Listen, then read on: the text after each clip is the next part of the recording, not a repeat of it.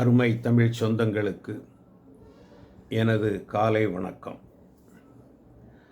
இன்று காலையில் செய்தித்தாளையும் பார்த்திருப்பீர்கள். நேற்று செய்தியில் தமிழக முதல்வர் அறிவித்தபடி பழைய ஓய்வூதிய திட்டத்தை சற்றே மாற்றியமைத்து அறிமுகப்படுத்துவதாக ஆணை பிறப்பிப்போம் என அறிவித்துள்ளார். நல்ல விஷயம். கண்டிப்பாக அத்தனை ஆண்டு சுமார் 60 வயது வரை உழைத்தவர்களுக்கு பலன் கிடைக்க வேண்டியது அவசியம். ஏனென்றால் ஓய்வூதியம் என்பது அந்த வயதிற்கு பிறகு அவர்கள் கடைசி காலம் வரை தங்களுடைய வாழ்வாதாரத்தை கொண்டு நடத்துவதற்காக கொடுக்கப்படுகின்றது தான் ஓய்வூதியம், பாராட்டுக்குரியது. ஆனால் இதனை 20 ஆண்டுகளுக்கு முன்னால் ஆட்சியில் இருக்கும் பொழுதே செய்திருக்க வேண்டும். காரணம், திமுக அரசு என்பது ஒரு பெருவாரியான மக்கள் கூற்றுப்படி அரசு ஊழியர்களுக்கான அரசு என்று பெயர் பெற்ற அரசு. அப்படிப்பட்ட ஒரு நிலையில் அவர்கள் ஏற்கனவே அதனை அனுமதித்திருக்க வேண்டும். ஆனால் அவர்கள் அதனை செய்யவில்லை.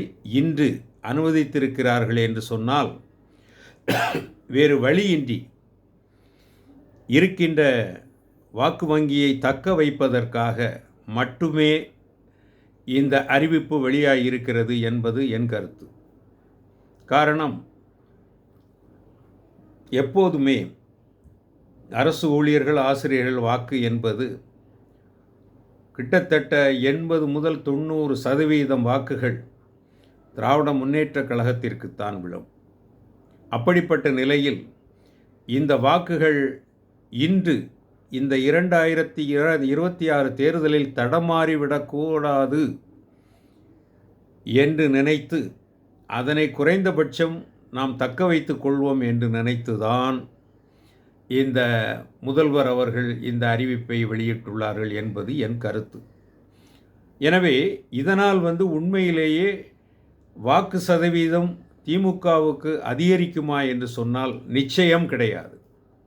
மாறாக குறைவதற்கு வாய்ப்பு அதிகம். எப்படி என்று கேட்கிறீர்களா?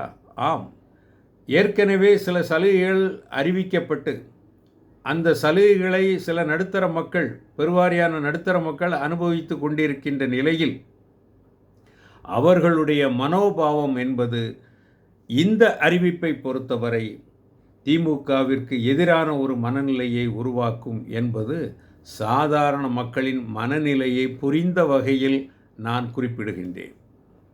ஆக இந்த அறிவிப்பு திமுகவை பொறுத்தமட்டில் இருக்கின்ற ஏற்கனவே வாக்கு சதவீதத்தை தன்னகத்தே கையிருப்பாக வைத்து கொள்வதற்கு மட்டும்தான் பலன் கொடுக்குமே தவிர நிச்சயமாக புதியதொரு பலனை அவர்களுக்கு வழங்காது.